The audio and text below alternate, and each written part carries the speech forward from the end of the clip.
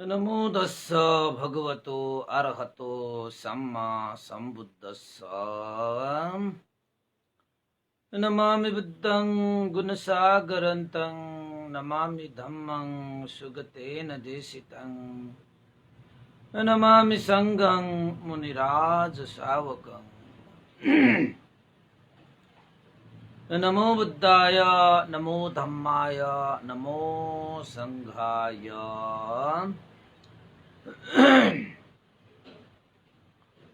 श्रद्धालु उपासक उपासिका तथा सधर्म प्रेमी महानुभावहरू, आज मिति 2077 साल फागुन 4 गते बुधबार बिहानको 9 बजे सदा झैं म भिक्षु विमलो श्री सिद्धिमंगल बुद्ध विहार सिद्धिपुर साना गाउँ थसी महालक्ष्मी नगरपालिका वडा नम्बर 6 बुद्ध मार्गबाट फेसबुक लाइभमा जोड्नुहुने देश विदेशका सम्पूर्ण श्रद्धावन्त उपासक उपासिकाहरूलाई मैत्रीपूर्ण स्वागत टक्र्याउन चाहन्छु। त उपासक उपासिका तथा सधर्म प्रेमी महानुभावहरू, विशेषतः आज हाम्रो धर्म देशनाको क्रम 359 भागमा हामी पुगिसकेका छौं र यतिन्जेल साथ सहयोग गर्नुहुने सम्पूर्ण उपासक उपासिकाहरूमा धेरै धेरै साधुवाद पनि व्यक्त गर्न चाहे। त उपासक उपासिका, हिजो मात्रै हामीले 7 प्रकारका अपरिहानीय धर्म, जसलाई चाहिँ अपरिहानीय धर्म भनेर 7वटा चाहिँ भगवान बुद्धले देशना गर्नुभएको थियो। अजात शत्रुले वज्जीहरूमाथि युद्धको घोषणा गर्नको लागि के कस्तो हुन्छ, के कस्तो गर्दा मिल्छ भनेर वस्सकार ब्राह्मण महामन्त्रीलाई भगवान बुद्ध कहाँ पठाएका थिए। त वस्सकार ब्राह्मण महामन्त्रीले भगवान बुद्धसँग यी कुराहरू बिन्ती चढाउँदाखेरि भगवान बुद्धले वज्जीहरूलाई भगवान बुद्धले अपरिहानीय धर्म देशना गर्नुभएको रहेछ। 7 प्रकारका अपरिहानीय धर्म देशना। त भगवान बुद्धले के भन्नुभयो त भन्दाखेरि, हे वस्सकार ब्राह्मण, जुन बेलासम्म वज्जीहरूले 7 प्रकारका अपरिहानीय धर्महरूलाई पालन गरेर बस्दछन्,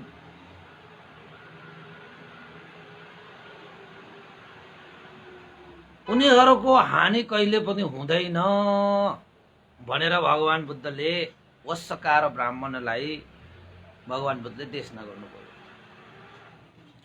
त वस्सकार ब्राह्मणले के सोचे त भन्दाखेरि, 7 प्रकारका ती अपरिहानीय धर्महरू मध्येमा एउटा मात्रै धर्मलाई पालना गर्दाखेरि पनि हानि नोक्सानी गर्न सक्दैनौ भने वज्जीहरूले ती 7वटा धर्मलाई पालन गरिरहेका छन् भने त भन्नुपर्ने कुरै भएन।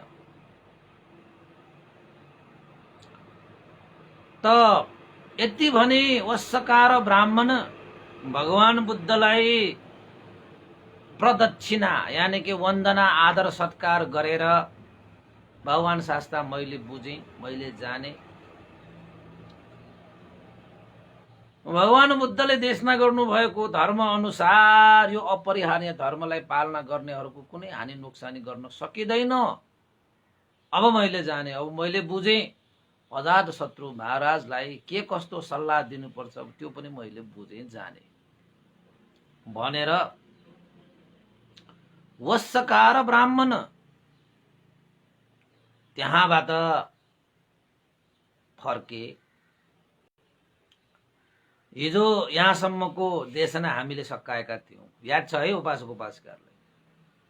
के रहेछ त भन्दाखेरि, सबभन्दा पहिला भगवान बुद्धले वस्सकार सूत्रमा देशना गर्नुभएको अनुसार सबभन्दा पहिला एक आपसमा बरोबर बारम्बार जम्मा भएर एकत्रित भएर एकताको सूत्रमा बाँड्नुपर्छ।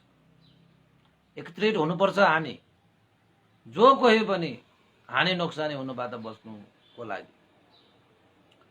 एकै सबै हैन, एक आपसमा एकै गोल एकत्रित भई, मेलमिलाप भई, एकमत भई, एक चित्त भई, हैन, आफ्नो स्थानमा बसेर आफ्नो कर्तव्य जिम्मेवारी र दायित्व निर्वाह गर्ने। यति 2 नम्बरको भयो। तेस्रो नम्बरमा प्रज्ञप्त गरी नराखेकालाई चाहिँ प्रज्ञप्त नगर्नु, प्रज्ञप्त गरी राखेकोलाई नबिगार्नु तथा प्रज्ञप्त गरी राखेको पुराना वज्जीहरूको धर्म नीति, धर्म विनय, नियम नीतिलाई पालना गर्नु। तपाईको घर, तपाईको समाज, तपाईको संस्था, तपाईको राष्ट्रमा जुनसुकै सबैको एकत्रित भएर आफ्नो कर्तव्य जिम्मेवारी पालना गरेर प्रतिपादित गरिरहेका, प्रज्ञप्त गरिरहेका धर्म विनय नियम नीतिहरूलाई चाहिँ नबिगार्ने, प्रज्ञप्त गरिरहेकाहरूलाई पालना गर्ने, कागज खोस्रा कागजहरूमा मात्र सीमित नराख्ने, वचनहरूमा मात्र सीमित नराख्ने, ती धर्म विनय नीति नियमहरूलाई चाहिँ के गर्नुपर्छ? धारणा गरेर पालना गर्नुपर्छ। त्यस्ता व्यक्तिहरूको कहिले हानि नोक्सानी हुँदैन। चौथो नम्बरमा अन्य जनका स्त्रीहरू तथा अन्य महिलाहरूलाई व्यभिचार तथा बलात्कार जस्ता जघन्य अपराध, हैन, हत्या, हिंसा, भ्रष्टाचार, चोरी आदि इत्यादि जघन्य अपराधिक कार्यहरू चाहिँ नगर्नु। यसरी कार्य गर्न थाल्यो भने हानि नोक्सानी सुरु हुन्छ। त्यस्तै गरी 6 नम्बरमा आफ्ना पूज्य स्थानमा तथा पूज्यहरूलाई पहिलेदेखि नै दिएर आएका पूजा आदि दानादि प्रदान गर्ने। आफूभन्दा ज्येष्ठ श्रेष्ठ व्यक्तिहरूलाई हामीले आदर गौरव सत्कार सेवा गरेर जुन चाहिँ धर्म विनय चाहिँ आइरहेको छ त्यो अनुसार चाहिँ हामीले ज्येष्ठ श्रेष्ठ व्यक्तिलाई आदर सत्कार सम्मान सेवा पूजा आदि इत्यादि चाहिँ गर्नुपर्छ। यसलाई छोड्नुहुन्न, यसलाई छोड्नुहुन्न। र 7औं नम्बरमा आर्य पुद्गल लोभ द्वेष मोह रहित भएका अरहन्त व्यक्तिहरू, लोभ द्वेष मोहलाई निर्मूल पार्नको निमित्त आर्य पथमा लम्किरहेका धार्मिक श्रमण भिक्षुहरूलाई श्रद्धा आस्था गौरव राखेर राम्रोसँग सेवा सत्कार गर्न सक्नुपर्छ।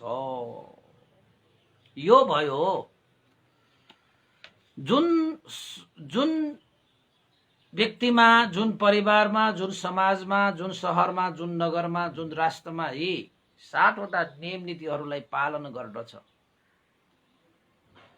यी 7 वटा धर्महरूलाई पालना गर्दछ, यसलाई अपरिहानीय धर्म भनिन्छ। जबसम्म यो धर्म पालना हुन्छ तबसम्म त्यो व्यक्ति, त्यो परिवार, त्यो समाज, त्यो नगर, त्यो शहर, त्यो राष्ट्रमा हानि नोक्सानी हुँदैन र गर्न पनि सक्दैन। यसरी भगवान बुद्धले वज्जीहरूलाई धर्म देशना गर्नुभएको रहेछ। ती वज्जीहरूले नै भगवान बुद्धको धर्म देशना भनेर शिरोपर गरेको रहेछ। त त्यही कुरालाई वस्सकार ब्राह्मणलाई भगवान बुद्धले भन्नुभएको। त अजातशत्रुले त वज्जीहरूमाथि हमला गर्ने, युद्धको घोषणा गर्ने विचार गरिरहेको थियो। युद्धको घोषणा गरेर हुन्छ र? अब युद्ध भनेको विजय प्राप्त गर्नको लागि गर्ने हो।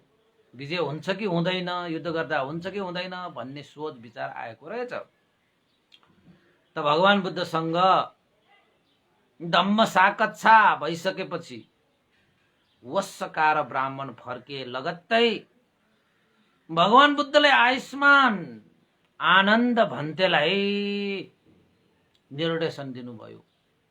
ए आनन्द, राजगृहमा रहेका सबै भिक्षुहरूलाई भेला गराऊ। सबै भिक्षुहरूलाई भगवान बुद्धले भेला हुनको निमित्त आह्वान गर्नुभएको छ भनेर हे आनन्द राजगृहका सबै भिक्षुहरूलाई सूचना जारी गर। त आनन्द भन्तेले पनि भगवान बुद्धको कुरालाई सिरोपर गरी राजगृह नगरमा भएका सम्पूर्ण भिक्षुहरूलाई जानकारी गरे कि भगवान बुद्धले सबै भिक्षुहरूलाई एकत्रित हुनको निमित्त भेला हुनको निमित्त आह्वान गर्नुभएको छ भनिसकेपछि भगवान बुद्धको आह्वानमा सम्पूर्ण राजगृहका भिक्षुहरू सभागृहमा भन्नु पर्यो। अब जुन ठाउँमा भगवान बुद्धले निर्देशन गर्नुभएको छ त्यसलाई धर्म सभागृह भनेर भनिन्छ। धर्म सभागृहमा सबै भिक्षुहरू एकत्रित भइसकेपछि भगवान बुद्धले ती भिक्षुगणहरूलाई सम्बोधन गर्नुभयो। जसरी वज्जीहरूले भगवान बुद्धको 7वटा अपरिहार्य धर्मलाई पालन गरिरहेको अवस्थामा कुनै पनि अन्य व्यक्तिहरू बाहिरीबाट पनि कुनै हानि नोक्सानी हुँदैन, भित्रीबाट पनि कुनै हानि नोक्सानी हुँदैन।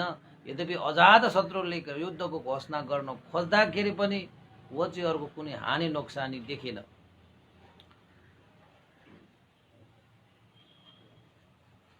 हैन? त्यसै गरी भगवान बुद्धले भिक्षुगणहरूलाई पनि धर्म देशना गर्नुभयो। हे भिक्षुगण, 7वटा अपरिहार्य धर्महरूलाई पालना गर। जसले यी 7वटा अपरिहार्य धर्मलाई पालना गरेर बस्छ ती भिक्षुहरूको पनि ती सङ्घमा पनि वृद्धि बाहेक अवृद्धि तथा परिहानि कहिले हुने छैन। हे भिक्षुगण, सबैको जीवनमा कल्याण गर्नको निमित्त, सबैको जीवनमा मङ्गल गर्नको निमित्त, सबैलाई खुसी सुख शान्ति दिनको निमित्त भिक्षुहरूले आफ्नो जीवन परित्याग गरेर भगवान बुद्धको धर्म प्रचार गरेर सबैलाई परम शान्त निर्वाण प्राप्त गर्नको निमित्त मार्ग निर्देशन गर्ने हो। त्यसैले हे भिक्षुगण, यस्ता व्यक्तिहरूले पनि जो श्रमण भिक्षु भएर बसेका छन् ती व्यक्तिहरूले पनि 7 प्रकारका अपरिहार्य धर्महरूलाई पालना गर्नु भनेर त्यो धर्म सभागृहमा भगवान बुद्धले श्रमण भिक्षुहरूलाई पनि 7वटा अपरिहार्य धर्म देशना गर्नुभयो। त वज्जीहरूलाई त सुरक्षित पार्नुभयो भगवान बुद्धले, अब भिक्षुहरूलाई पनि त सुरक्षित पार्नु पर्यो। त्यही उपदेशलाई चाहिँ भगवान बुद्धले अलिकति फरक छ।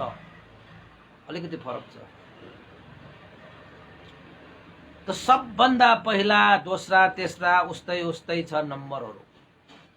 त भगवान बुद्धले भन्नुभयो, हे भिक्षुहरू, एक आपसमा बरोबर जम्मा भई एकत्रित हुनु है। जो संघ बरोबर एकत्रित भएर जम्मा भएर भेला भएर समागम भएर बस्दछ उनीहरूको कसैले पनि हानि नोक्सानी गर्न सक्दैन। किन त भन्दाखेरि भेला एकत्रित भएर बस्दाखेरि चाहिँ एकताको सूत्रमा बाँधिन्छ।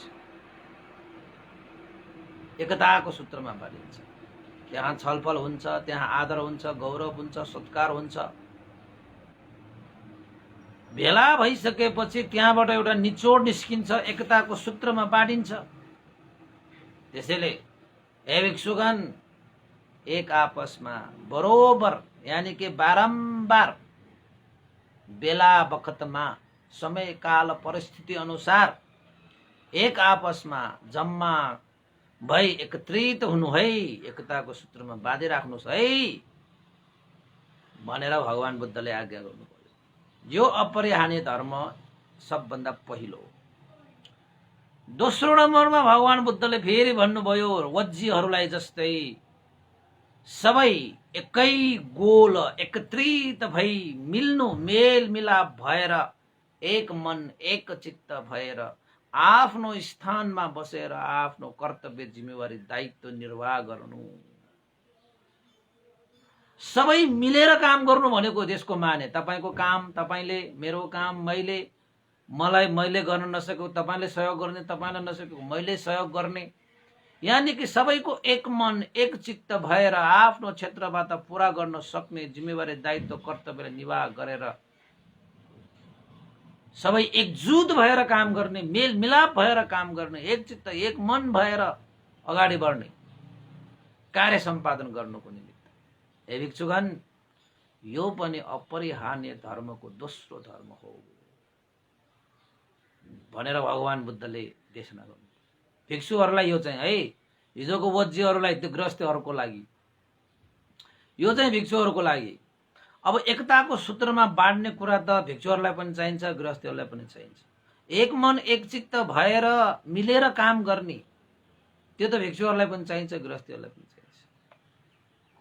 अब वज्जीहरूको त्यो स्थानमा जुन नियम नीति हैन प्रज्ञप्त गरिरहेका छन्, उनीहरूलाई चाहिँ पालना गर्नु, प्रज्ञप्त नगरेकाहरूलाई चाहिँ हैन गरी नराखेकाहरूलाई नगर्नु भनेर जुन भगवान बुद्धले भन्नुभएको छ नि, त्यसरी नै बुद्ध शासनमा पनि भगवान बुद्धले के भन्नुभयो त भन्दाखेरि, हे भिक्षुगण, तथागतले भगवान बुद्धले प्रज्ञप्त गरी नराखेकालाई प्रज्ञप्त नगर्नु। आवश्यक भएको भए भगवान बुद्धले पहिल्यै नै प्रज्ञप्त गर्नुहुन्थ्यो। भगवान बुद्धले नै नभनेको कुरा, भगवान बुद्धले नै लागू नगरेको कुरा प्रज्ञप्त नगर्नु र भगवान बुद्धले प्रज्ञप्त गरिराख्नु भएको शिक्षा, नियम, धर्म विनयलाई कहिले पनि नबिगार्नु तथा प्रज्ञप्त गरिराखेको शिक्षालाई मजबुतका साथ पालन गर्नु रे। यो भनेको के हो त भन्दाखेरि, भगवान बुद्धले धर्म विनयलाई चाहिँ देशना गर्नुभएको छ। यो गर्नुहुन्छ, यो गर्नु हुँदैन, यो गर्नुहुन्छ भनेको चिजलाई गर्दा हुन्छ, यो गर्नु हुँदैन भनेर भगवान बुद्धले भन्नुभएको छ भने त्यो गर्नुहुन्न। त्यो भगवान बुद्धले यस्ता धेरै धर्म विनयहरू प्रज्ञप्त गर्नुभएको छ बुद्ध शासनमा पनि।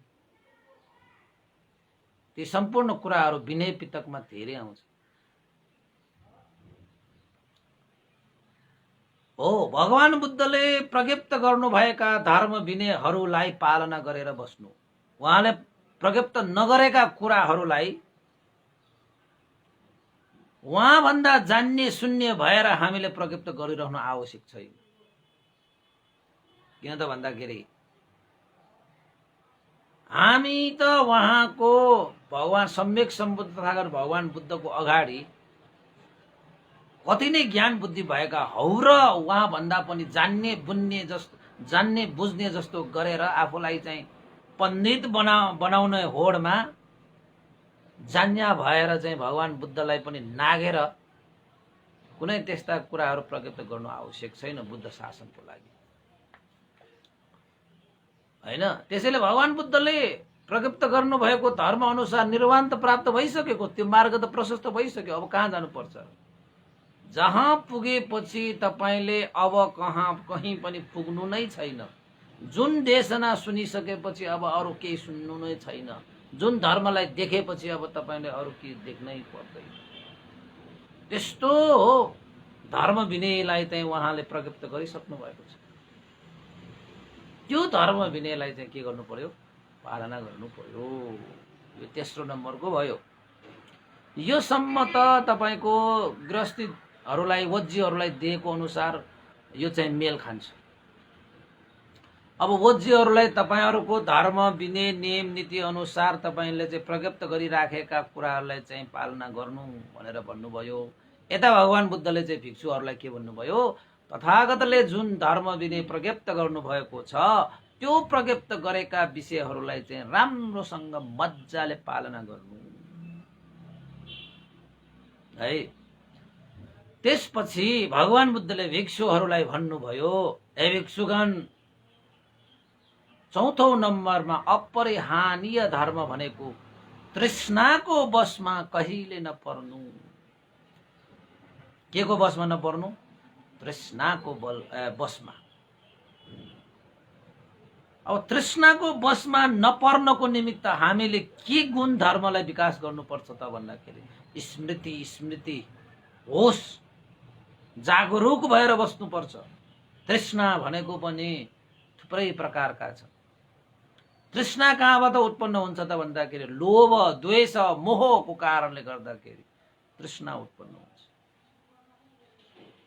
र यो तृष्णा भनेको पनि काम तृष्णा, भव तृष्णा र विभव तृष्णा भनेर 3 प्रकारका छन्। यस्ता तृष्णाहरू तृष्णाको बसमा नपर्नु। हे मलाई चाहिँ खानै मन लाग्यो भनेर जुनसुकै चिज पनि खाइहाल्ने, मलाई पिउनै मन लाग्यो भने जुनसुकै चिज पिउनै हाल्ने, मलाई हेर्नै मन लाग्यो भने जुनसुकै चिज हेर्दै हाल्ने, सुन्न मन लाग्यो भने सुन्दै हाल्ने, जान मन लाग्यो खुट्टा चालिहाल्ने, लिन मन लाग्यो भने हातले लिइहाल्ने। लोभको बसमा, द्वेषको बसमा र मोहको बसमा परेर हामीले चाहिँ शरीर वचन मनबाट कर्महरू गर्न थालिए भने त्यो चाहिँ तृष्णाको बसमा परेको हुन्छ कि। धेरै कुराहरू यस्ता छन् हामीलाई मन लाग्छ तर त्यो सत्य होइन भने त्यो कुरालाई जानेर छोड्न सक्नुपर्छ। हामीलाई मन छैन तर त्यो कुरा सत्य हो भने त्यो मन नलागे तापनि सत्य कुरालाई चाहिँ सम्पादन गर्नुपर्छ। कुनै बेलामा मन नलागे जस्तो हुन्छ तर सत्य कुरालाई मन लाग्ने नलाग्ने भन्दा पनि माथि राखेर हामीले काम कर्तव्य जिम्मेवारी निभाउनु पर्छ हैन। त्यसैले चाहिँ तृष्णाको बसमा कहिले नपर्नु है। कुनै चिज देखेर लोभ लागिहालेको खण्डमा पनि हामीले हे यो लोभ भनेको त क्लेश हो, यसले मलाई शुद्ध बनाउँदैन, यो लोभले त मलाई फोहोर बनाउँछ भनेर स्मृति राखेर होस राखेर जागृत भएर लोभलाई हटाएर पठाउनुपर्छ।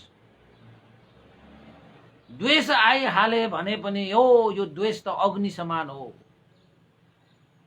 द्वेष भनेको आफूले विष खाएर अरूलाई मार्न खोज्ने व्यक्ति जस्तो हो। यो द्वेष भनेको चिज त यो क्लेश हो, यसले मान्छेलाई कहिले पनि शुद्ध बनाउन सक्दैन। त्यसैले यो द्वेष भनेको चाहिँ क्लेश भएको कारणले यसलाई मैले त्याग्नु पर्छ, यसलाई होस राख्नु पर्छ, योबाट म जागृत हुनुपर्छ भनेर तपाईले चाहिँ अप्रमादी हुनु भएन भने चाहिँ तपाई चाहिँ लोभको द्वेषको बसमा पर्छ। त्यो भनेकै तृष्णाको बसमा पर्छ। मोह पनि त्यस्तै हो हैन।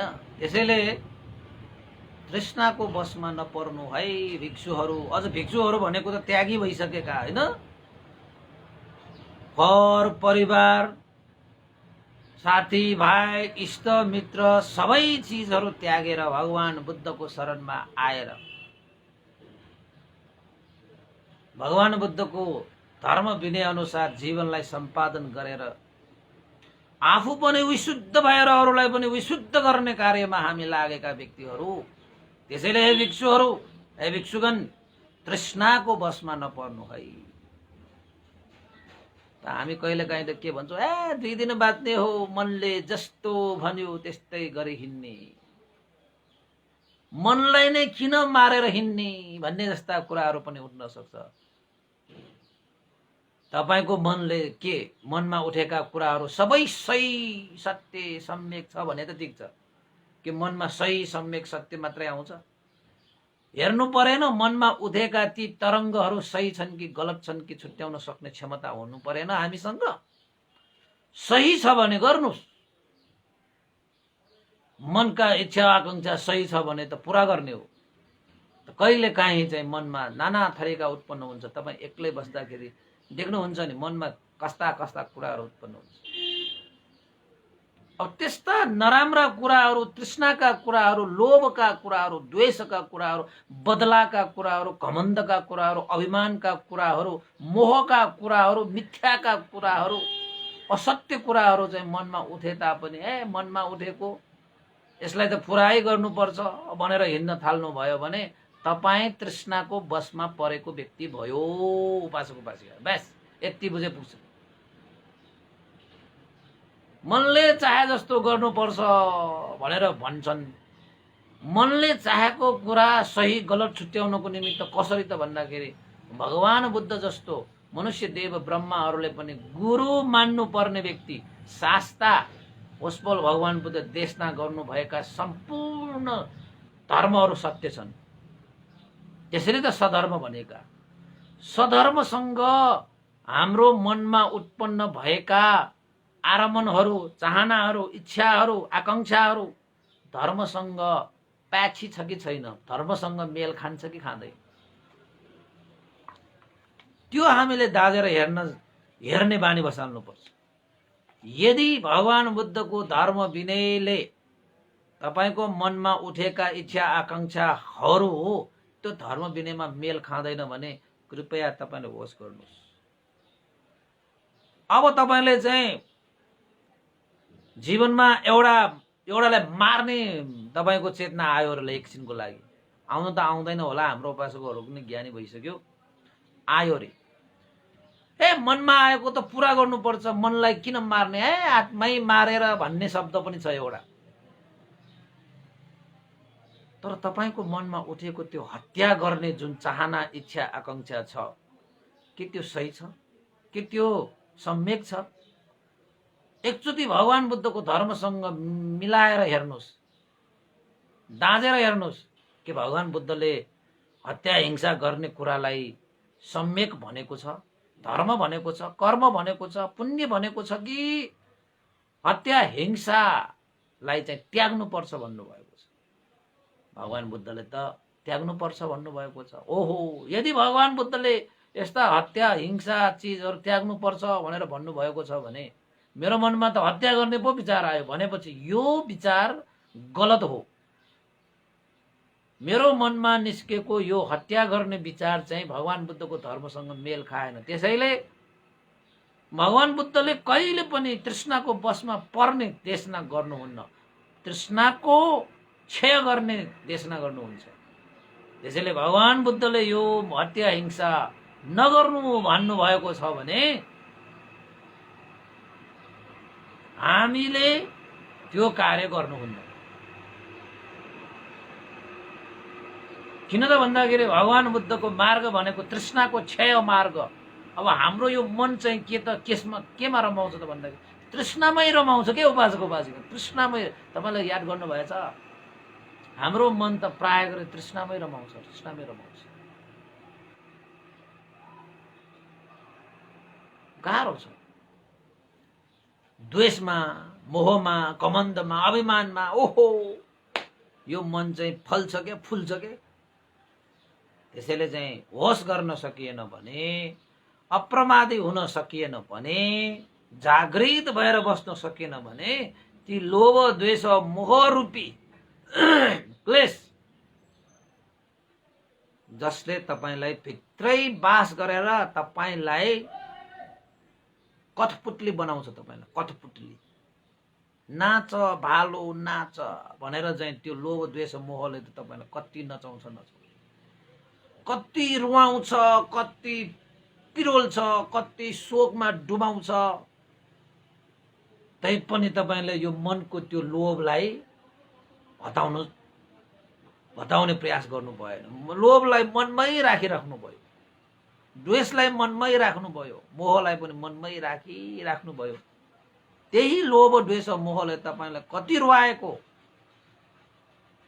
तपाई भन्नुहुन्छ आफ्नै लोभ द्वेष मोहले आफूलाई रुवाइरहेको छ, तर भन्नुहुन्छ उसले मलाई रुवायो, उसले मलाई यस्तो पिरोल्यो, उसले मलाई यसरी शोकमा डुबायो भनेर अरूलाई दोष दिँदै तपाईको यो कालो के सेतो भएको हुन्छ। तैपनि तपाईको मन सेतो छैन। हामी अरूलाई दोष दिनमा चतुर, हामी अरूलाई नै मात्रै चाहिँ दोष पोस्नमा आतुर हुन्छौँ कि, तर वास्तविक कारण त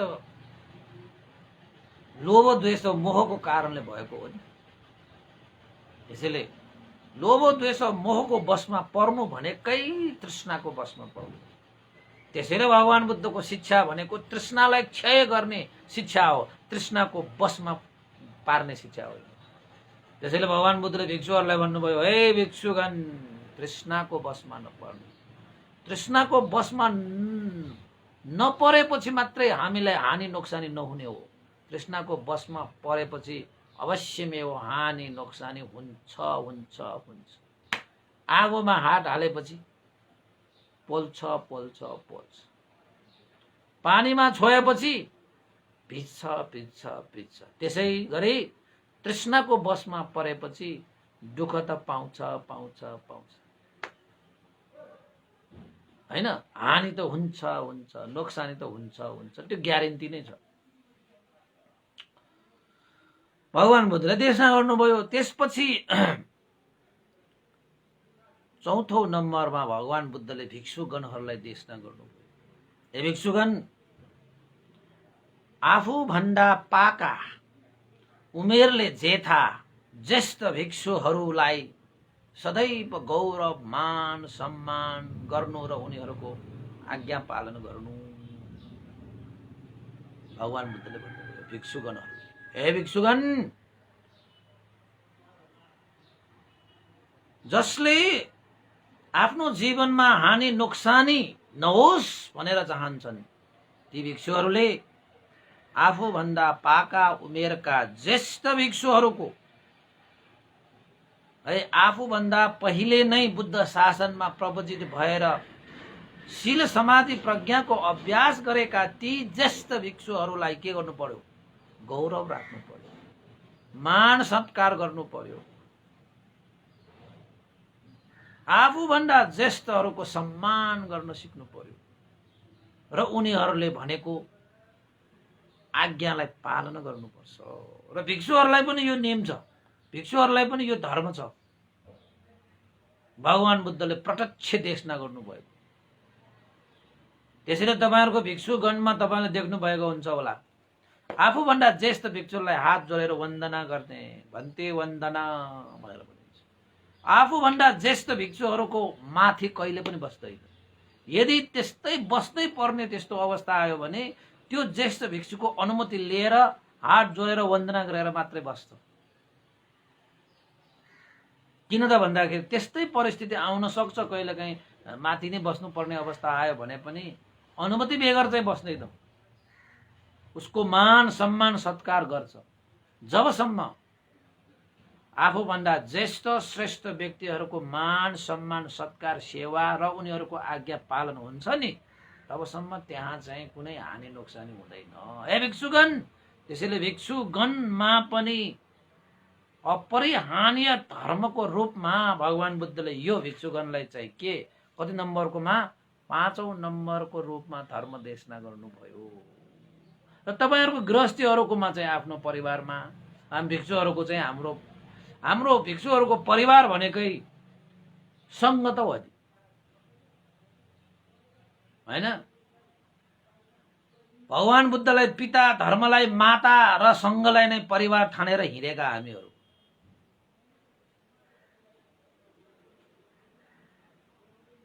भिक्षुहरु भनेका हैन। त्यसैले चाहिँ तपाईहरुले चाहिँ आफ्नो परिवारमा चाहिँ आफूभन्दा ज्येष्ठ हुन्छ, श्रेष्ठ व्यक्तिहरु हुन्छ नि त तपाईहरुको घरमा पनि, तपाईहरुको संस्थामा हुन्छ, तपाईहरुको समाजमा हुन्छ। त्यस्ता ज्येष्ठ श्रेष्ठ व्यक्तिहरुको सम्मान सत्कार गर्नुपर्छ र उनीहरुको आज्ञा पनि पालन गर्नुपर्छ। किन त भन्दाखेरि उनीहरु चाहिँ अनुभवी हुन्छ, उनीहरुले जीवनमा धेरै कुराहरुको अनुभव गरेरै हामीलाई के कुराहरु सुनाउने हो। आगो ताप्नु मुडाको कुरा सुन्नु बुढाको भन्ने उखान पनि छ। तपाईले बुढाबुढीहरुको कुरा सुन्नुस् न, कति मजा हुन्छ। यो चाहिँ कति कुराहरु चाहिँ अब सानो सानो मान्छेको कुरा सुन्दाखेरि नाना थरीका मात्रै आउँछन् त। बुढापाकाहरूले त बिस्तारै जीवनमा धेरै वर्षसम्म गरेका अनुभवहरूलाई चाहिँ हामीलाई सुनाउँदाखेरि चाहिँ ओहो यस्तो हो र भन्ने जस्तोसम्म लाग्छ। र 6औं नम्बरमा अपरिहार्य धर्मको रूपमा भगवान बुद्धले भिक्षुगणहरूलाई देशना गर्नुभयो। हे भिक्षुगण, श्रमण भिक्षु प्रवचित भइसकेपछि जंगलवासको अभिलाषा गर्नु, अरण्य निवासी हैन। अब हुन त भिक्षुहरूले चाहिँ तपाईको सहर गाउँ नगरमा बसे तापनि उनीहरू चाहिँ मानौ यो अरण्य निवासी जंगलमा बसेको जस्तै एकान्त मन पराएर, सुनसान शान्त स्वभाव मन पराएर बस्ने अभिलाषा गर्नुपर्छ। यो टडक्क भडक्क यो चाहिँ हुल ढङ्गा नाना थरीको यस्ता कुरामा भुलिरहने होइन। अरण्य निवासी जंगलमा बास गर्ने अभिलाषासम्म पनि आइपर्यो भने एक्लै बस्ने, एक्लै जिउने, एक्लै जंगलमा सम्म पनि बस्नु परेको खण्डमा बस्ने अभिलाषा भिक्षुहरूले राख्नुपर्छ हैन। अहिले त बिहारहरू पनि धर्म प्रचारको लागि भनेर तपाईहरुको सहरमा गाउँमा एउटा एउटा एउटा बनाएको हुन्छ, तर त्यो सहरको बीचमा त्यो बिहार भए पनि बिहारमा त आनन्द शान्त भएर एकान्त रुचाएर बस्ने अभिलाषा गर्नुपर्छ रे। तर नेपालमा त त्यस्तो छ। नेपालमा त तपाईको भिक्षुहरू एक्लै एक्लै एकान्त भएर बसिरहेका छन्। अब मेरै कुरा गर्ने हो भने पनि म त एक्लै छु है बिहारमा। एउटा नगरको बीचमा भए पनि कसैसँग धर्म बेगर कुनै सरोकारै हुँदैन। धर्म गर्यो, धर्म सिक्यो, धर्म देशना गर्यो, धर्मको पालना गर्यो, धर्मको चिन्तना गर्यो, कसलाई उपकार गरौँ भनेर एक्लै। अहिले धर्म देशना गरेर पो 1 घण्टा म बोलिरहेको त। बिहारमै भयो भने त एक दिनभरि म कसैसँग बोल्नै पर्दैन। कसैले फोन गरे मात्रै बोल्ने हो, त्यहाँबाट बोल्नै पर्दैन। किन त भन्दाखेरि कोही छँदै छैन। मानव जंगलमा एकान्तमा शान्त ठाउँमा हैन बसे जस्तो भएन। त्यसरी बस्ने नै अभिलाषा गर्नुपर्छ भिक्षु हैन। त्यसपछि 7औं नम्बरमा के हो त भन्दाखेरि हे भिक्षुगण सदा सर्वदा स्मृतिवान र शीलवान सब्रह्मचारीको सुख कामना गर्नुपर्छ। भिक्षुहरूले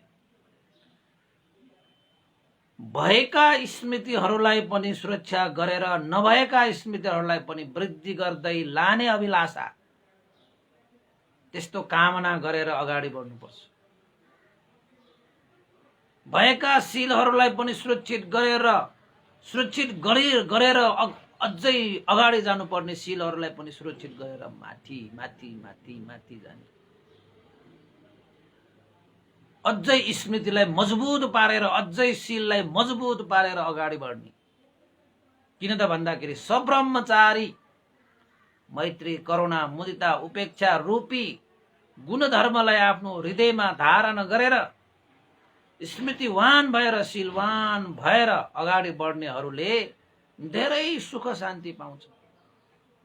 त्यस्तो सुख शान्ति प्राप्त गर्ने सुख कामना गर्नुपर्छ रे। कयौं भगवान बुद्धका श्रावक संघहरूले, शिष्यहरूले भगवान बुद्धको उपदेश सुनेर स्मृतिवान भएर शीलवान भएर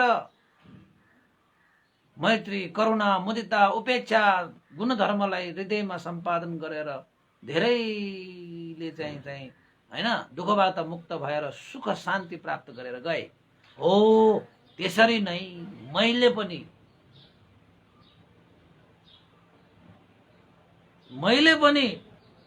त्यही व्यक्ति जस्तो नै उनीहरूको आदर्श लिएर म पनि त्यसरी नै स्मृतिवान र शीलवान सब्रह्मचारी भएर मैले पनि अवश्यमेव आफ्नो जीवनलाई सार्थक तुल्याउने छु, जीवनलाई गतिशील बनाउने छु भनेर चाहिँ कामना गर्नुपर्छ। त्यसरी कामना गरेर बस्ने भिक्षुहरूको कहिले पनि हानि हुँदैन, नोक्सानी हुँदैन। यो स्मृति भनेको पनि हेत, यो शील भनेको पनि हेत भनेर चाहिँ वास्ता कास्ता गरेन भने चाहिँ हानि भएर आउँछ, नोक्सान भएर आउँछ। तर मैले गर्नुपर्छ है। नभइसकेको स्मृतिलाई पनि बनाउनुपर्छ, भएको स्मृतिलाई पनि सुरक्षा गर्नुपर्छ, पालना गरेका शीलहरूलाई पनि सुरक्षित गर्नुपर्छ, पालना गर्न बाँकी धर्म विनयहरूलाई पनि पालना गरेर अगाडि बढ्नुपर्छ भनेर हर हमेसा स्मृतिवान शीलवान भएर जागृत भएर अगाडि बढ्ने कामना गर्नुपर्छ। कहिले पनि पछाडि हट्ने होइन, स्मृतिवान हुनेमा शीलवान हुनेमा पछाडि हट्ने होइन, अगाडि बढ्ने, अगाडि बढ्ने। आज जति पालना गरे, जति स्मृतिवान भए, त्यो भन्दा पनि भोलि वृद्धि गर्ने, पर्सि झनै वृद्धि, निपर्सि झनै वृद्धि। त्यसरी स्मृति र शीलको वृद्धिको क्रममा हर हमेसा हैन अगाडि बढ्ने चाहना, हैन सुखको कामना गरेर अभ्यास गर्दै अगाडि बढ्नुपर्छ है भिक्षुहरू भनेर भगवान बुद्धले भिक्षुगणलाई यो 7वटा अपरिहार्य धर्महरू देशना गर्नुभयो। उपासक उपासिकाहरू, हिजो चाहिँ वज्जीहरूको लागि, आज चाहिँ भिक्षुहरूको लागि। यसलाई पनि अपरिहार्य धर्म कतिवटा रहेछ? 7वटा रहेछ हैन। अब यो 7वटा भिक्षुगणहरूले पनि आफ्नो जीवनमा धारण गर्ने, पालना गर्ने हो भने ती भिक्षुहरूको जीवनमा कहिले पनि हानि हुँदैन, कहिले पनि नोक्सान हुँदैन। र सङ्घमा पनि यो नियमहरू चाहिँ, यो अपरिहार्य धर्मलाई चाहिँ पालना गर्दै जाने हो भने चाहिँ सङ्घमा पनि कहिले हानि हुँदैन, नोक्सानी हुँदैन भनेर भिक्षुगणलाई, भिक्षु सङ्घलाई मजबुत पार्नको निमित्त भगवान बुद्धले देशना गर्नुभएको है। त्यसपछि बुद्ध शिक्षामा अर्को पनि 5 प्रकारका अपरिहार्य धर्महरू भनेर पनि उल्लेखित पाइन्छ है। यो पनि भिक्षुहरूलाई 7वटा र 5वटा 2 प्रकारको छ। अब यो 7 प्रकारको 7वटा अपरिहार्य धर्महरू त गयो भनेपछि 5वटा पनि अर्को छुट्टै देशना गर्नुभएको छ, छुट्टै प्रकारको पनि छ। त्यो भनेको के हो त भन्दाखेरि सब्रह्मचारीहरू उपर अगाडि पछाडि जहाँ तहीँ कायिक मैत्री राख्नु।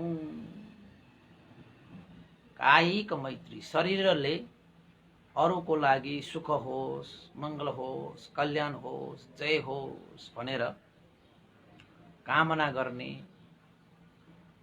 हैन, त्यो चाहिँ कायिक मैत्री। तपाईले अरूको लागि सुख शान्तिको लागि केही चिज यो शरीरबाट गरिदिने कार्यलाई चाहिँ कायिक मैत्री भनेर भनिन्छ। जुन काम, जुन कर्तव्य तपाईले निभाउँदाखेरि त्यो काम कर्तव्यले अर्काको हित होस्, अर्काको सुख होस्, अर्काको जय होस्, अर्काको मङ्गल होस्, त्यो उद्देश्य राखेर तपाईले यो शरीरबाट केही कर्म गरिदिनु भयो भने त्यसलाई कायिक मैत्री भनेर भनिन्छ। जस्तै तपाईँ बाटोमा हिँड्नु भयो, बाटोमा काँडा भेटियो, काँडालाई त घोचेपछि दुःख हुन्छ,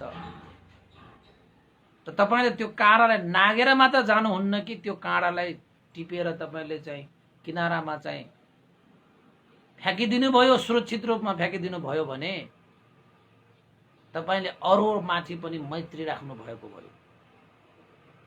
कसरी त भन्दाखेरि अरू पनि त्यो बाटोमा हिँडेर आउँदाखेरि अरूले त्यो काँडा कुल्चियो भने के गर्नु?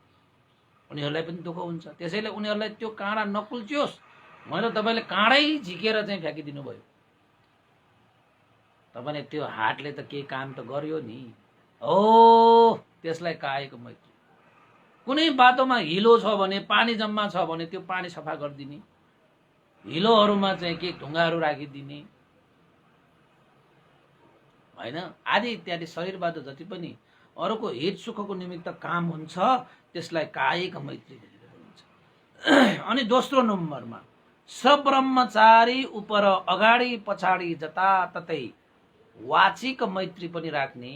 यो वचनबाट जति पनि शब्दहरू प्रयोग हुन्छ त्यो वचनबाट अर्काको हित होस्, सुख होस्, कल्याण होस्, मङ्गल होस्, जय होस्, त्यस्तो वचनलाई चाहिँ वाचिक मैत्री भनेर भनिन्छ। त्यस्तै गरी तपाईको सब्रह्मचारी उपर अगाडि पछाडि जहाँ तहीँ मानसिक मैत्री भाव राख्नु। मनले पनि कामना गर्नु, मनले पनि आशिका गर्नु कि सबैको जय होस्, सबैको मङ्गल होस्, सबैको कल्याण होस्, सबैको सुख शान्तिले भरिपूर्ण होस्, कसैको जीवनमा दुःख आइ नपरोस्, आएका दुःखहरू पनि हटेर जाओस्, शान्त भएर जाओस् र दुःख कष्ट शोक पीडा कसैलाई नपरोस् भनेर तपाईले आशिका गरिदिने, तपाईले कामना गरिदिने, तपाईले मैत्री भाव व्यक्त गरिदिने, त्यसलाई चाहिँ के भनिन्छ? मानसिक मैत्री भनेर भनिन्छ। अरूलाई नराम्रो चिताउने, अरूलाई नराम्रो सोच्ने, यस्तो गर्नुहुन्न। यसलाई चाहिँ मानसिक मैत्री भनिँदैन। अरूको भलो नै सोच्ने, अरूको मङ्गलै कामना गर्ने, यसलाई मानसिक मैत्री भाव भएका व्यक्तिहरूले मात्रै गर्न सक्छ। र भिक्षुहरूलाई यो पनि भगवान बुद्धले अपरिहार्य धर्म यति हो हुनुजेल चाहिँ त्यो भिक्षुहरूको हानि हुँदैन। अनि भगवान बुद्धले भन्नुभयो, हे भिक्षुगण, धर्मपूर्वक लाभ भएका चतुप्रत्यय वस्तु सब्रह्मचारीहरूमा बाँडिलिनु। अब धर्मपूर्वक लाभ भएका चतुप्रत्यय भनेको के हो? अब भिक्षुहरूलाई त कस्तो हुन्छ त भन्दाखेरि दाताहरूको तर्फबाट श्रद्धा राखेर धेरै कुराहरू दान गर्न आउँछ। चतुप्रत्यय दान गर्न आउँछ। चिवर हैन, चिवर पात्र, तपाईको ओखती भयो, तपाईको भोजन भयो, र तपाईं चाहिँ बस्नको निमित्त खाट ओछ्यान हैन, अब चाहिँ सिरक आदि इत्यादि हैन, यस्तालाई चाहिँ चतुप्रत्यय भनेर भनिन्छ। त दाताहरूबाट धेरै प्राप्त भयो भनेर भिक्षुहरूले आफ्नै लागि मात्रै भनेर भिक्षुहरूले आफ्नै रुममा मात्रै जम्मा पारेर राख्नुहुन्न। अरू कोही भिक्षुहरूलाई आवश्यक छ भने आफूलाई प्राप्त भएको त्यो चतुर्प्रत्यय, ती परिष्कारहरू सबै सब्रह्मचारी भिक्षु श्रमणहरूलाई चाहिँ आफ्नै परिवार ठानेर उनीहरूसँग बाँडेर लिनु, उनीहरूलाई बाँडिदिनुपर्छ। ए दादाले मलाई दिएको अब आफूलाई त प्राप्त भइहाल्यो, आफूलाई पुग्छ, आफूलाई बढी भयो भने अरूलाई पनि त्यो चाहिँ फेरि दानमाथि दान गर्न सकिन्छ। सो गर्नुपर्छ अरे। अनि मात्रै सबै भिक्षुहरूमा चाहिँ मैत्री भाव कायम रहिरहन्छ। र आफूमा मात्रै राखिरह्यो भने त्यो त स्टक हुन्छ। त्यसको कारणले गर्दाखेरि चाहिँ अरूले परिभोग गर्न नपाएकाहरू त्यो उनीहरू पनि श्रमणहरू नै हुन्। उनीहरूलाई पनि साथ सहयोग दियो भने उनीहरूको जीवन पनि सहज हुन्छ हैन। अब हामी पनि त कोही मान्छेहरू हुन्छन् त तपाईको शहरमा बसेका मान्छेहरू, दया माया भएका मान्छेहरूले आफ्नो एउटा कुनै पनि संस्थाहरू खडा गरेर त्यो संस्थामा अलि जम्मा पारेका, दुर्गम क्षेत्रमा गएर खान नपाएकाहरूलाई खुवाउने, लाउन नपाएका लुगा लाउन दिने हैन, बस्न नपाएकाहरूलाई तहरा बनाइदिने आदि इत्यादि यस्ता कुराले चाहिँ सबैलाई सुख शान्ति भयो नि। र भिक्षुहरूमा पनि त्यस्तै हुनुपर्छ। अब गाउँमा धेरै दुर्गममा बसिरहेका भिक्षुहरू पनि छन्। त्यहाँसम्म उपासकहरू जान चाहे तापनि जान नसकिरहेको अवस्था पनि हुन्छ। ती भिक्षुहरूलाई बिहारमा बसोबास गर्नको निमित्त कठिनाई अप्ठ्यारा परिस्थिति पनि भइरहेको हुन सक्छ।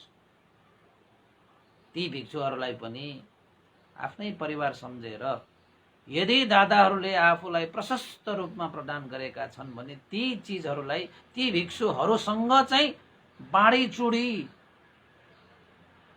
चतुर्प्रत्ययलाई परिभोग गर्नुपर्छ भनेर भगवान बुद्धले देशना गर्नुभएको छ। हेर्नुहोस् है, अब हामी उपासक उपासिकाहरू पनि कस्ता छन्, दाताहरू पनि जहाँ छ त्यही खन्याउन जाने कि गाह्रो छ नि। अब भन्दाखेरि फेरि दादाहरूलाई रिस उठ्ला, फेरि रिस उठ्यो भने त अघि भनिहाले आगो हो त्यो, रिसायो भने त आगोले तपाईँ नै पोल्छ। म त हाँसेर बस्छु, के गर्ने। अब कुनै कुनै तपाईको मजाले बस्नै मिल्ने बिहारहरू पनि भट्काएर अर्कै बनाउँछ। कहीँ कहीँ भट्किरहेको बिहारलाई पनि बनाउन सकिरहेको छैन हामीले। त्यस्तो छ कि भत्किरहेको बिहारलाई पनि बनाउन सकिरहेका हुँदैनौँ। कुनै कुनै चाहिँ भट्काउनै नपर्ने बिहारलाई पनि भट्काएर फेरि बनाउँछ। अनि धेरै धन सम्पत्ति मात्रै खर्च भयो, शासनको लागि वृद्धि त भएन। भत्काउनै पर्ने अवस्था आयो भने त भत्काउनु पनि पर्छ फेरि निर्माण गर्नको निमित्त। एक किसिमले त्यो पनि हो।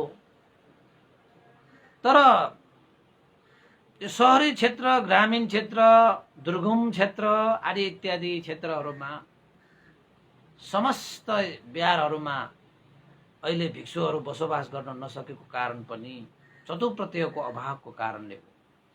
जुन स्थानमा चतुप्रत्यय हुँदैन त्यहाँ भिक्षुहरूले बास कसरी गर्न सकिएला? गाह्रो हुन्छ नि। त्यहाँ अनि धर्म प्रचार पनि हुँदैन।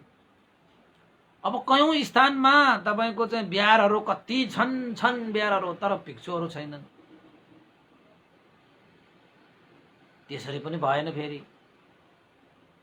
अनि बिहारहरू चाहिँ धम्माधम बनाए भिक्षुहरूलाई निमन्त्रणा गरेर भिक्षुहरूलाई चाहिँ बसोबास गराएर भगवान बुद्धको शिक्षालाई अध्ययन गर्ने, अध्यापन गर्नको लागि स्थान पर्याप्त गरे पो धर्म प्रचार हुन्छ त, हैन? त्यसैले भगवान बुद्धले भिक्षुहरूलाई भनेको आफूलाई प्राप्त भएको, धर्मपूर्वक प्राप्त भएको चतुप्रत्ययलाई सब्रह्मचारीहरूसँग बाँडै चुडी, हैन, सहयोगको आदान प्रदान गर्नु है भनेर भगवान बुद्धले देशना गर्नुभएको छ। यो 4 नम्बरमा है। किन त भन्दाखेरि श्रमणहरू आफू बीचहरूमा चाहिँ परिवार जस्तै हुन्। र अर्को 5औं नम्बरमा पनि देशना गर्नुभएको छ सब्रह्मचारीहरूले जस्तै भनेको पहिला पहिला आर्य पुद्गलहरूले जस्तै श्रेष्ठतम सम्यक दृष्टि राखी बस्नु। जीवनमा कहिले पनि मिथ्या दृष्टिलाई चाहिँ स्थान नदिनु। सम्यक दृष्टि, यो मनलाई सिधा पारेर बस्नुपर्छ। भिक्षुहरू भनेको मनलाई बाङ्ग पारेर बस्नुहुन्न। यो भिक्षुहरू मात्र होइन, उपासक उपासिकाहरू पनि बस्नुहुन्न। सम्यक दृष्टि त सबैलाई चाहिन्छ। यो सम्यक दृष्टि नभइकन आर्य अष्टाङ्गिक मार्गमा हिँड्नै सक्नुहुन्न। त्यसैले मन भनेको सफा बनाउनु पर्छ। सेतो कपडा जस्तो, सेतो कपडामा तपाईले जुनसुकै रंग लगाए तापनि ठ्याक्कै समाउँछ कि। सेतो कपडामा रातो कलर राख्यो भने रातो नै हुन्छ, पहेँलो कलर राख्यो भने पहेँलो नै हुन्छ, हरियो राख्यो भने हरियो नै हुन्छ। अब कपडा तपाईको चाहिँ मैलो छ भने त्यो कपडामा त्यो रातो कलर लगाए पनि त्यति राम्रो समाउँदैन कि। त्यसैले मन भनेको सफा सेतो कपडा जस्तै बनाउनु पर्छ, जहाँ चाहिँ अनि हामीले चाहिँ दान शील भावना रूपी जस्तो सुकै कर्म लगाए तापनि च्याक्क च्याक्क समाउँछ कि, हैन? त्यसैले चाहिँ सम्यक दृष्टि राखी बस्नुपर्छ भनेर भगवान बुद्धले भिक्षुगणहरूलाई चाहिँ यो अपरिहानीय धर्म, यो धर्म पालन गरुन्जेल भिक्षुगणहरूको हानि हुँदैन, त्यो भिक्षुको लाभ हुन्छ। अब सम्यक दृष्टि भनेर चाहिँ तपाईले बुझ्नुको लागि मंगलसूत्र पनि तपाईले पढ्नुस्। 38वटा मंगलहरू छन्। ती मंगलसूत्रमा देशना गरिएका 38वटा मंगल भन्दा बाहिर भएका कुराहरू चाहिँ मिथ्या दृष्टि हो। अब तपाईहरुको चाहिँ खाली घैँटो देखे, घडा देखे, बिरालोले बाटो काट्यो, हैन, सर्पले बाटो काट्यो, यो मिथ्या दृष्टि हो भनेर हामी बुझ्दैनौं। ए मुसाले बाटो काट्यो, बिरालोले बाटो काट्यो, ओ कालो बिरालोले के गर्यो रे, कसो गर्यो रे, ल अलक्षिणा भयो, अमङ्गल भयो भनेर हामी यस्ता चाहिँ यो मिथ्या दृष्टि के तपाईको चाहिँ यो पानीले नुहाएर पाप पखालिन्छ, यो पहाडमा चढेर पाप पखालिन्छ, आगोले यो होम गरेर पाप पखालिन्छ, यस्ता यस्ता सब मिथ्या दृष्टि हो। मङ्गलसूत्रमा कहाँ देशना गरेको छ भगवान? यो मङ्गलसूत्रमा नभएपछि त्यो सबै मिथ्या भयो। हामीलाई मङ्गल हुने त अस्तिसोदा मङ्गल छ हैन? त्यो कुरालाई चाहिँ हामीले याद गर्नु पर्यो। र भगवान बुद्धले यसरी भिक्षुगणलाई अनेक प्रकारले अपरिहानीय धर्म उपदेश गर्नुभयो। शील भनेको यस्तो हुनुपर्दछ, समाधि भनेको यस्तो हुनुपर्छ, र प्रज्ञा भनेको यस्तो हुनुपर्छ भनेर शील, समाधि र प्रज्ञाको देशना गर्नुभयो। शील, समाधि र प्रज्ञा हुन्जेल कुनै पनि भिक्षुहरूको चाहिँ हानि नोक्सानी हुँदैन। त्यसैले शील भनेको यो तपाईको शरणशील, पञ्चशील, अष्टशील, दशशील, प्रवज्यशील हैन? त्यस्तै गरी तपाईको चाहिँ प्रातिमोक्षशील, धेरै शीलहरू छन् हाम्रो जीवनमा। यो शील भनेको यस्तो है, यो शील भनेको यस्तो है, यसले पालन गर्ने, यसरी पालन गर्ने भनेर भगवान बुद्धले देशना गर्नुभयो। अब समाधि भनेको पनि भगवान बुद्धले देशना गर्नुभयो ध्यान भावनाको विषयमा हैन? जस्तै तपाईको चाहिँ समता ध्यान भावना र विपස්සना ध्यान भावना, जुन मार्ग चाहिँ समाधि विकास गरेर जाने मार्ग, विपස්සना भावना भनेको सतिपत्थान विपස්සना हो। हामी यहाँ विपස්සना र सतिपत्थान भनेको छुट्टा छुट्टै हामी ठान्छौँ, तर वास्तवमा विपස්සना र सतिपत्थान भनेको छुट्टा छुट्टै होइन, त्यो एउटै कुरा हो। विपස්සना भनेको विशेष प्रकारले, विविध प्रकारले हेर्ने विधि विपස්සना। अब सतिपत्थान भनेको चाहिँ सती प्रस्थान, सती भनेको स्मृति, प्रस्थान भनेको पठाउने, त्यो पनि स्मृति नै राख्ने हो। त्यसैले सतिपत्थान भने पनि विपස්සना भनेको त्यही हो। सतिपत्थानमा पनि कायानुपස්සना, धम्मानुपස්සना हैन, वेदनानुपස්සना, चित्तानुपස්සना भनेर चारैवटा पස්සना हो। विपස්සनामा पनि त्यही चारैवटा पස්සना हो। अनि फरक कहाँबाट पायो? अनि हामी म त विपස්සना बस्ने, म त सतिपत्थान बस्ने, के हो त्यो? विपස්සना बस्ने, सतिपत्थान बस्ने भने के हो? त्यही त हो।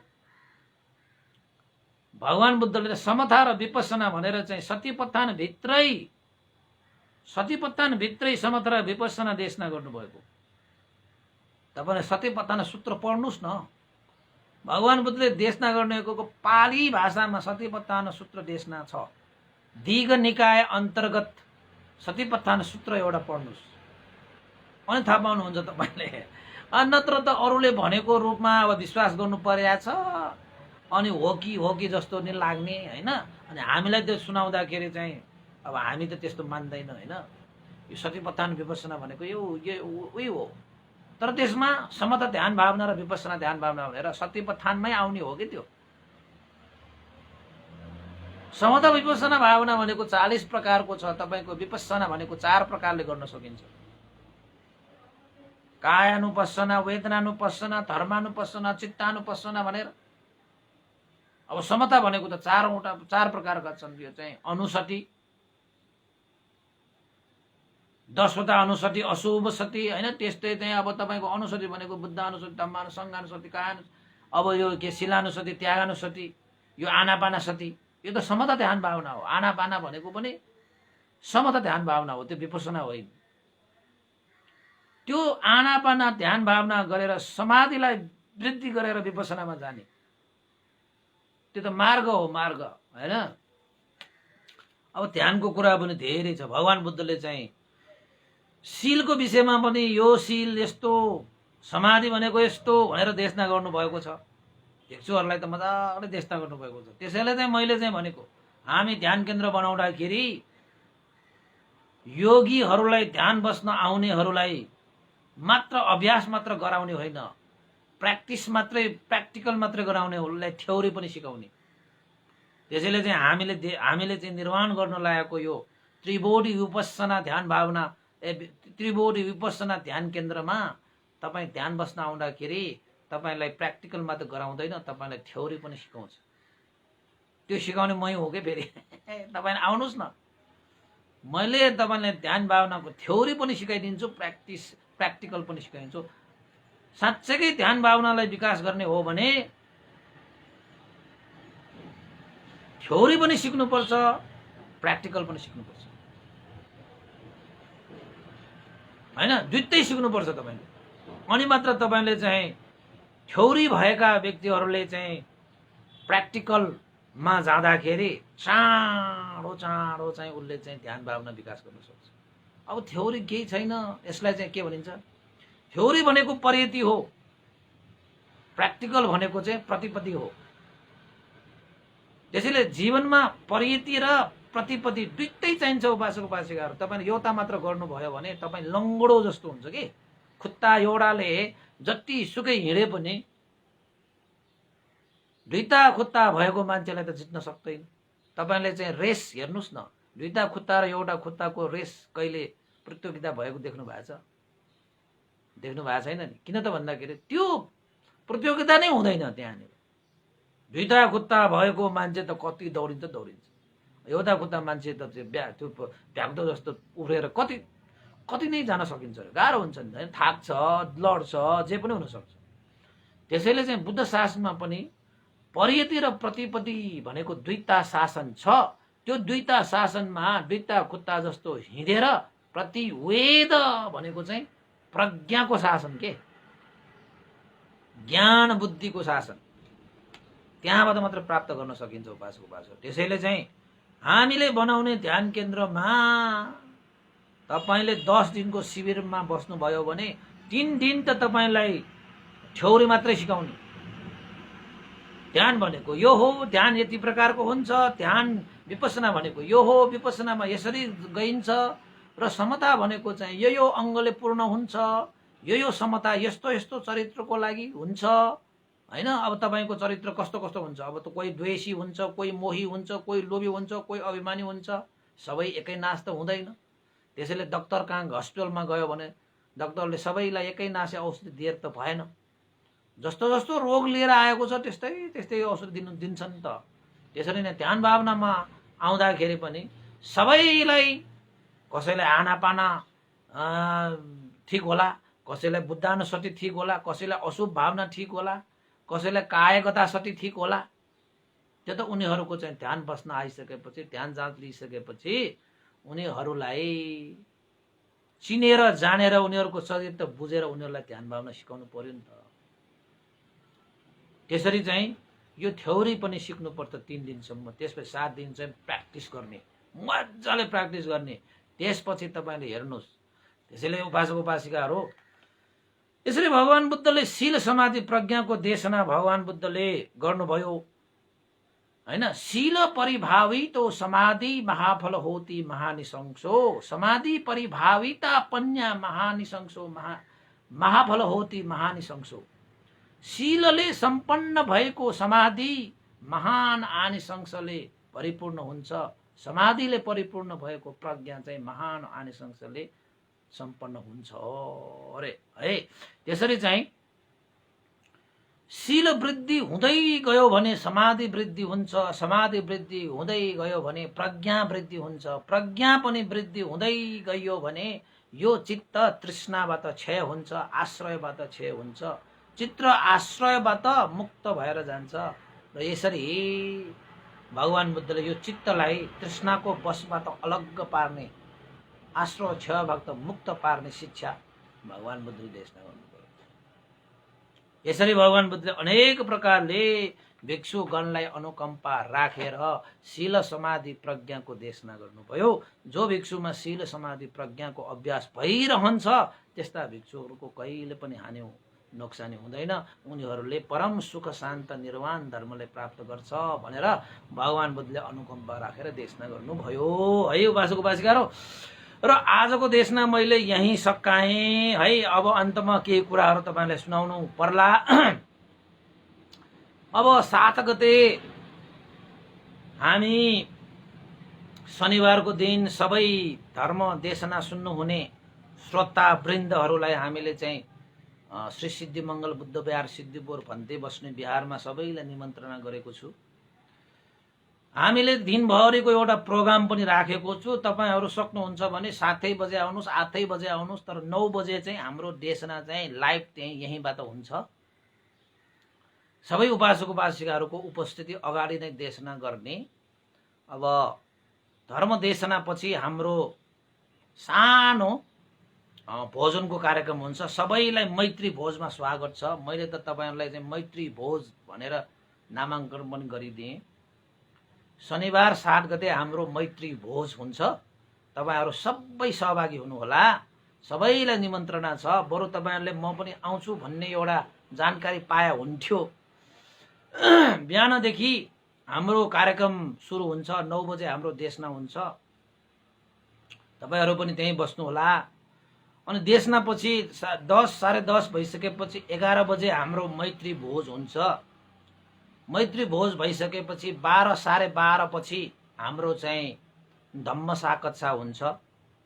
धम्म साकच्छामा यो धर्म देशना कार्यक्रमको 1 वर्षको एउटा ठुलो कार्यक्रम गर्ने सबै उपासक उपासिकाहरूको अनुरोध इच्छा आकांक्षा भएको कारणले गर्दाखेरि त्यो कार्यक्रमलाई कसरी हामीले चाहिँ सम्पन्न गर्न, भव्य र सभ्य तरिकाले सम्पन्न गर्नको निमित्त साथ सहयोगको रूपमा हामीले कसरी चाहिँ त्यसलाई योजनाबद्ध गर्न सकिन्छ भन्ने छलफल हुन्छ। र धर्मको विषयमा तपाईँहरूको केही त्यस्ता प्रश्नहरू छन् भने पनि तपाईँहरूले सोध्न सक्नुहुन्छ। र 1-2 घण्टापछि तपाईँको त्यो धम्म साकच्छा कार्यक्रम पनि सकिएला। र अन्तमा 2 बजेसम्म त्यो कार्यक्रम गर्नु पर्ला। 2 बजिसकेपछि 3 बजेसम्म या 3:30 सम्म हैन हाम्रो ध्यान भावनाको पनि अभ्यास गराउने। र त्यो दिनमा चाहिँ ध्यान भावनाको विषयमा तपाईहरुलाई फेरि एकपल्ट निर्देशन देशना जस्तो पनि र अभ्यास पनि तपाईहरुलाई गराइने छ। तपाईहरु चाहिँ दिनभरि बिहान 7 बजे आउनुहुन्छ भने पनि स्वागत छ, 8 बजे आउनु भन्दा स्वागत छ। तर 9 बजे पछि चाहिँ तपाईहरुलाई फेरि देशना भइरहेको बेलामा डिस्टर्ब होला है, आउनुस्। र दिनभरि हुन्छ। कोही कोही उपासकहरूले त्यो दिन चाहिँ बिहान अलिकति नभ्याउला कि भन्थे, दिउँसो आउँदाखेरि पनि हुन्छ, त्यसमा पनि केही फरक परेन। दिनभरि हामी चाहिँ बिहारमा हुने नै छौं। अब बिहानदेखि आउनुभयो भने धेरै कुराहरू सिक्न पाउँछ, बुझ्न पाउँछ हैन। अब धेरै उपासकहरूले भन्तेलाई एकचोटि भेट्नु पर्यो, भन्तेलाई एकचोटि भेट्नु पर्यो भने सबैले भनिरहेको हुनाले अब शनिबार चाहिँ सबै नै भेट्ने भनेर चाहिँ यो कार्यक्रम राखेको हो। मैत्री भोजको आयोजना गरेको हो। तपाईहरु सबैलाई चाहिँ निमन्त्रणा छ। तपाईहरु सबैलाई स्वागत छ मैत्री भोजमा। तपाईले समय मिलाउनुस्। त्यो दिन चाहिँ दिनभर यहाँ बस्दाखेरि समय गएको पत्तै हुँदैन। आउनुस् न पहिला तपाई है। त्यसैले श्री सिद्धि मंगल बुद्ध विहार भनेर तपाईहरुले चाहिँ आइसक्नु भएका उपासकहरु त आउनु सक्ने नै भयो हैन। नभएकाहरूले चाहिँ अब यसरी चाहिँ सोधेर भए पनि आउँदा पनि हुन्छ। त्यसैले चाहिँ उपासक उपासिकाहरू चाहिँ 7 गते चाहिँ कतै प्रोग्राम नराखिकन आउनु हुन मैले अनुरोध गरेँ है। अब बिहान कति बजेसम्म आउनुहुन्छ होला, खोइ अब त्यो त अब तपाईहरुकै हातमा छ है। धेरै भन्दा धेरै उपासक उपासिकाहरू चाहिँ सहभागी भएर एउटा चाहिँ ग्यादरिङ, धम्म ग्यादरिङ भनौं न हैन, धर्म भेला भनौं न हैन, त्यस्तो विषयमा पनि अब प्रोग्राम राखेको हुनाले आउनुस् भनेर मैले निमन्त्रणा गरेँ है त। र अन्तमा अब पुण्यानुमन गर्नुपर्छ उपासक उपासिकाहरू। यो पुण्यको प्रभावले बितेर जानुभएका श्रद्धेय गुरुवर ज्ञान पुण्यको मास्तिवीर बन्ते र स्यादव उपनिधा विवंश लगायत सम्पूर्ण बितेर जानुभएका गुरुहरू र तपाईँहरूका ज्ञाति बन्धु इष्टमित्रहरूलाई पनि यो पुण्य लाभ भई उहाँहरूको पनि सुगति निर्वाण कामना गरौँ र अन्तमा देवता मनुष्य र सत्व प्राणीहरूको लागि पनि यो पुण्य लाभ होस् भनेर चाहिँ हामीले चाहिँ पुण्यानुमोदन गरौँ। भवतु सर्वमङ्गलम्। इदं नो ज्ञातिनं होतु सुखिता हुन्तु ज्ञातयो। इदं नो ज्ञातिनं होतु सुखिता हुन्तु ज्ञातयो। इदं नो ज्ञातिनं होतु सुखिता हुन्तु ज्ञातयो। एतावता च मे हि सम्भतं पुण्यसम्पदं सब्बे देवा अनुमोदन्तु सर्वसम्पत्तिसिद्धिया। एतावता च मे हि सम्भतं पुण्यसम्पदं सब्बे सत्ता अनुमोदन्तु सर्वसम्पत्तिसिद्धिया।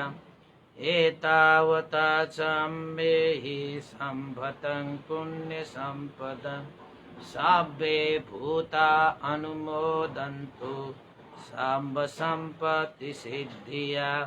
साधु साधु साधु भवतु सर्वमङ्गलम्। सबैको दिन मङ्गलमय होस्, कल्याणमय होस्। सबैलाई साधुवाद।